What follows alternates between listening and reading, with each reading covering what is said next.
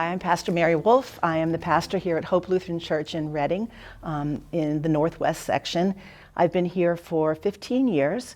I was a religious studies major in college, but not because I thought I would have a career in that, just because I was a seeker. And so I spent most of my time studying things like Hinduism and Buddhism.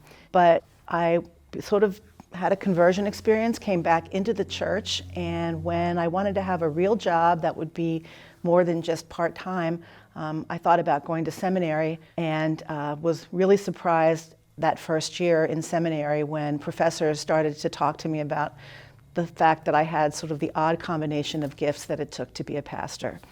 And so I found myself ordained 4 years later. I really love being here at Hope Lutheran Church.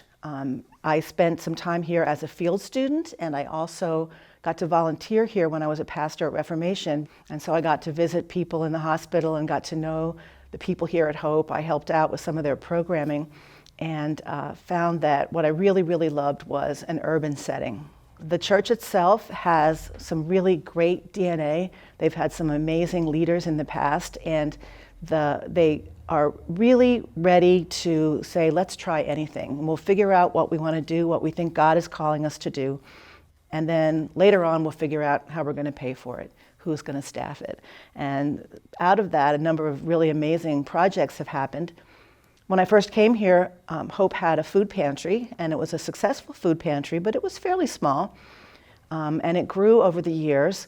But then the pandemic hit, and the very first Tuesday that we were open, because we didn't miss a beat after the pandemic and after everything had been shut down, we had moved to the parking lot, and we went from about 100 families to 250 families. We gave out more food during 2020 and 2021 than any other food pantry in all of Berks and Schuylkill counties. So we had the food pantry, and we decided that we wanted to do more with our neighbors, not just for our neighbors, but with our neighbors. And people began to express an interest for some sort of a worship service that was more informal, that wouldn't take place on a Sunday morning in pews facing forward with organ music.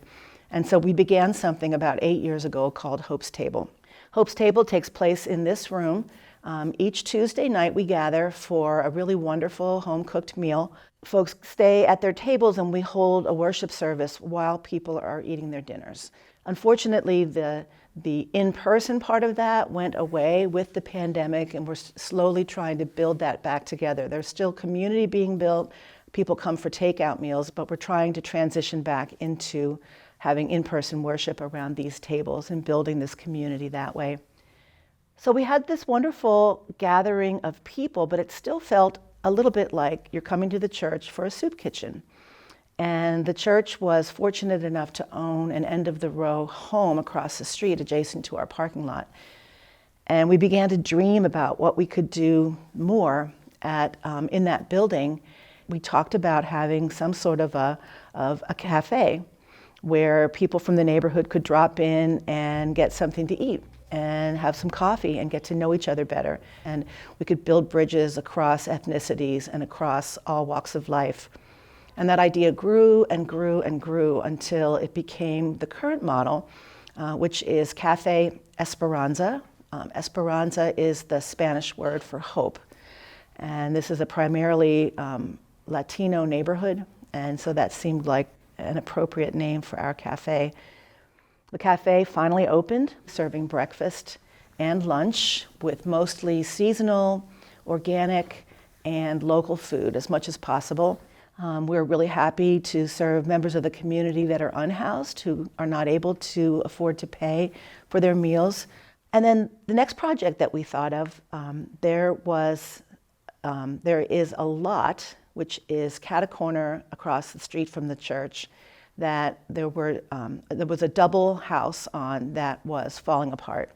And then little by little, we were able to buy one of the plots and then the other plot and remove all of the abandoned cars and clean up all of the trash. And it took us years, but it is now at the place where we have 9 raised beds for vegetables in the back of the garden plot.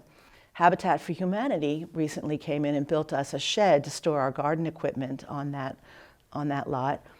An organization called the One Love Project, whose stated goal is to support and encourage the LGBTQIA plus community. They have come by several times and done major cleanups and building of the garden beds, and they have now adopted the garden and plan to stop by every Sunday to tend the garden and to plant it and to keep it watered. Also, there's a men's group from Birdsboro called Beer, Brats, and Bible.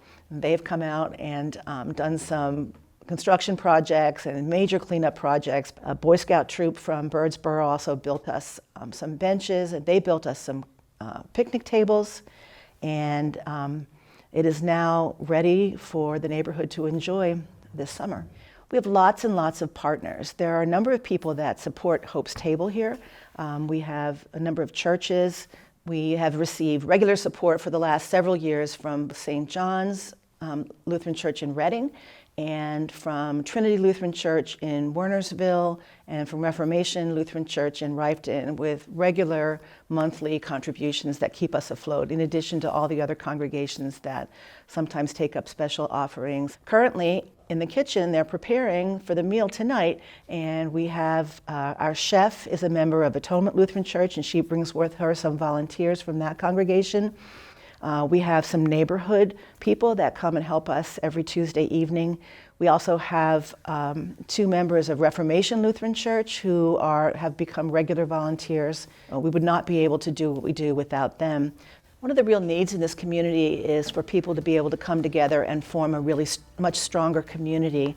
There have been, in the last several months, 4 separate incidents of shootings in which I believe the number is 7 people have lost their lives. It's been a real sadness for all of us to watch the violence happen around here, and I think a lot of it has to do with people not feeling a part of a community.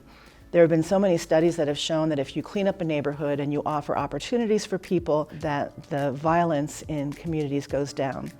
And so one of the things that we hope to begin to build is to organize a community group that will come together and brainstorm ways to make this a better place for everyone to live, to be the kind of neighborhood that people aren't trying to make enough money to get out of, but that people are trying to come here to live.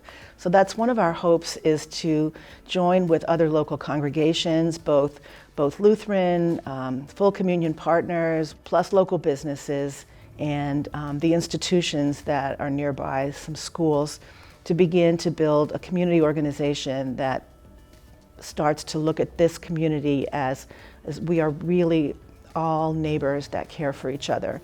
And especially as the weather gets nicer and hopefully the case counts don't get up too high this summer, we might be able to gather together more often. We have a nice new park that we created, our Garden of Hope, and begin to build relationships and help us all learn how to look out for each other and to be better because we're all in this together.